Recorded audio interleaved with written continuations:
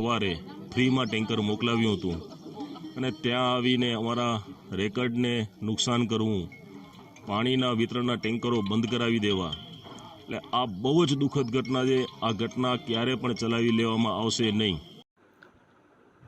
ભુજના રાવલવાડી પાણીના ટાંકા પાસે ગઈકાલે ભુજ નગરપાલિકાના નગરસેવકો અને નાગરિકો વચ્ચે બબાલ સર્જાઈ હતી, જ્યાં પાણી મુદ્દે નગરસેવકો અને જાગૃત નાગરિક વચ્ચે ચકમક થતાં પોલીસ બોલાવવાની ફરજ પડી હતી. જેના અનુસંધાને ભુજ નગરપાલિકા પ્રમુખ ઘનશ્યામભાઈ ઠક્કરે આજે પ્રતિક્રિયા આપતા જણાવ્યું હતું કે ગઈકાલે જે 4 યુવાનો જનતા રેડ કરવા આવ્યા હતા, એમના ઘરે નગરપાલિકા દ્વારા પાણી પહોંચાડાયું હતું, પરંતુ પાલિકાના રેકર્ડને નુકસાન પહોંચાડી પાણીના ટેન્કરની વિતરણ સેવાને બંધ કરવાના પ્રયાસને દુઃખદ ઘટના ગણાવી નગરપતિએ ખેદ વ્યક્ત કર્યો હતો.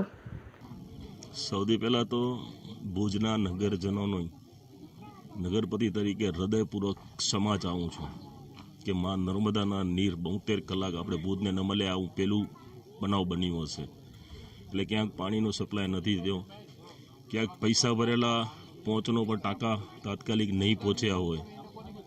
પણ કાલે જે બનાવ બન્યો એ એકદમ દુઃખદ છે, કારણ કે જે જનતા રેડ નાખવા આવ્યા હતા એ 4 લોકો પૈકી જે લોકો એના હેડ હતા એના ઘરે નગરપાલિકાએ એ જ દિવસે સવારે ફ્રીમાં ટેન્કર મોકલાવ્યું હતું અને ત્યાં આવીને અમારા રેકર્ડને નુકસાન કરવું, પાણીના વિતરણના ટેન્કરો બંધ કરાવી દેવા, એટલે આ બહુ જ દુઃખદ ઘટના છે. આ ઘટના ક્યારે પણ ચલાવી લેવામાં આવશે નહીં.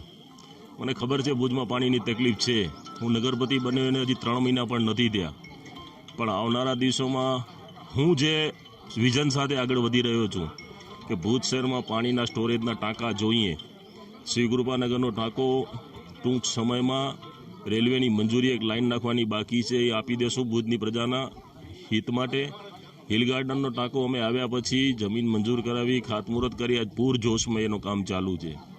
ચંગલેશ્વર પાસે ટાંકાની ફાઇલ કલેક્ટરશ્રીએ મંજૂર કરી દીધી છે, સરકારશ્રીની મંજૂરી માટે ગઈ છે. અને એક દંતેશ્વર પાસે પણ ટાંકો બનાવી છે કે આવનારા 12 મહિનાની અંદર આપણી કને 2-3 કરોડ લીટરની જો ક્ષમતા સ્ટોરેજની હોય તો ક્યારેક નર્મદાનો પાણી લાઇટના કારણે કે નર્મદાના કોઈ ફોલ્ટના કારણે ના આવે તો આપણે સ્ટોરેજથી ડિસ્ટ્રીબ્યુશન કરી શકીએ. એટલે આવનારા દિવસોમાં મને વિશ્વાસ છે, મારી ટીમના લોકો પણ દોડી રહ્યા છે, ધારાસભ્યશ્રી, સંસદ સભ્યશ્રી, જિલ્લા પ્રમુખ પણ આ બાબતે અમને મદદ, રાજ્યમંત્રી પણ મદદ કરી રહ્યા છે. એટલે આવનારા ઉનાળે ભુજને પાણીની સમસ્યામાંથી 100% મુક્તિ અપાવી છે એની હું ખાતરી આપું છું અને પ્રજાજનોને કહું છું થોડીક ધીરજ ધારે, થોડોક મારા પર વિશ્વાસ રાખે. આવનારા દિવસોમાં આ પરિસ્થિતિ નહીં આવવા દો.